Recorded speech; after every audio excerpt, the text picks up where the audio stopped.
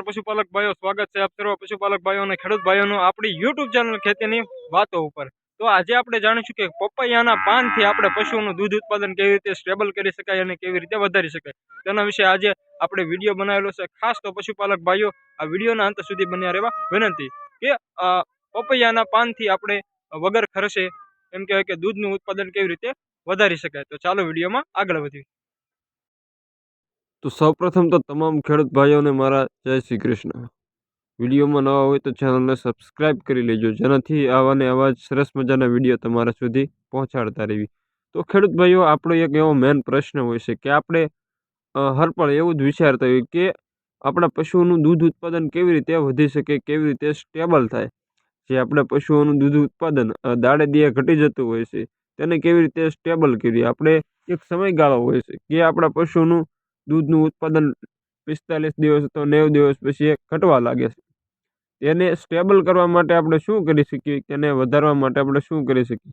તો આવો એક સરસ મજાનો ઉપાય લઈને તમારા સમક્ષ આ વિડીયો રજૂ કરવાનો છે આપણે, માટે વિડીયોમાં અંત સુધી બન્યા રહેવા વિનંતી। તો ખેડૂત ભાઈઓ, આજે આપણે જાણીશું કે પપૈયાના પાંદ સાથે એવી રીતે કઈ બે વસ્તુ પશુઓને ખવડાવવાથી આપણા પશુઓનું દૂધ ઉત્પાદન વધી જાય। એટલે આપણા પપૈયાના પાન સાથે બે વસ્તુ અન્ય પણ ખવડાવવાની છે, જેનાથી તમારા પશુઓનું દૂધ ઉત્પાદન વધી જશે અને તમને એમ કહેવાય કે ખરેખર એવું રિઝલ્ટ જોવા મળશે કે ભાઈ તમને એમ થાય છે કે ભાઈ રિઝલ્ટ ખરેખર છે આમાં। અને તમારે જો પ્રયોગ કરવો હોય તો પણ તમે કરી શકો છો ઘરે, કોઈ પણ પ્રકારની તમારા પશુઓને આડઅસર નહીં થઈ। અને તો સૌપ્રથમ તો તમારે પપૈયાના પાન લેવાના છે। પાન તમારે કેટલા લેવાના રહેશે? 200 ગ્રામ તમારે પપૈયાના પાન લેવાના રહેશે। ત્યારબાદ તમારે લેવાની રહેશે મેથી, તમારે મેથી 100 ગ્રામ જેટલી લેવાની રહેશે।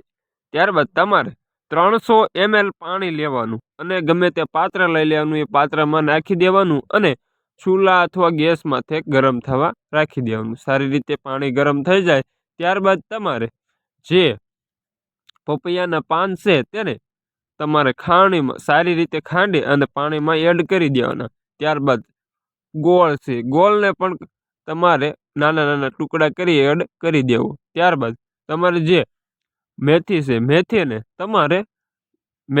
2 થી 3 ફાડું થાય એવી રીતે મિક્સરમાં અથવા તો ખાંડમાં ખાંડી તેને પણ એડ કરી દેવી। ત્યારબાદ ખેડૂત ભાઈઓ, જ્યારે આપણે જે પાણી ઉકળવા મૂક્યું હતું તેમાં બધું એડ કરી દીધું, એમાં થોડીક વાર ઉકળવા દેવાનું। તમારે જોવાનું કે જે તમારે મેથીનો દાણો છે તે હાથમાં લીધા બાદ સારી રીતે એમ કહેવાય કે સડી ગયો છે, સારી રીતે એમ જોવાનું કે ભાંગી જાય છે, તો તમારે તે નીચે ઉતારી લેવાનું અને જે તે તમારું પશુ હોય તેને ખાણ અથવા તો ભડકા હારે તમે આપી શકો છો। અને આ ઉપાય ખરેખર ઘણા બધા એવા પશુપાલક ભાઈઓ છે તે કરે છે અને આપણે તેમની પાસેથી માહિતી લીધેલી છે, ત્યારબાદ તમારા સુધી આ વિડીયો રજૂ કરેલો છે। અને આવા ને આવા જ સરસ મજાના વિડીયો જોવા માટે આપણી આ યુટ્યુબ ચેનલને સબસ્ક્રાઈબ કરી લો, જેનાથી તમારા સુધી અમે આવા ને આવા જ સરસ મજાના વિડીયો પહોંચાડતા રહેવી અને ભવિષ્યમાં પણ તમને વિડીયો મળતા રહે। ફરી મળીશું એક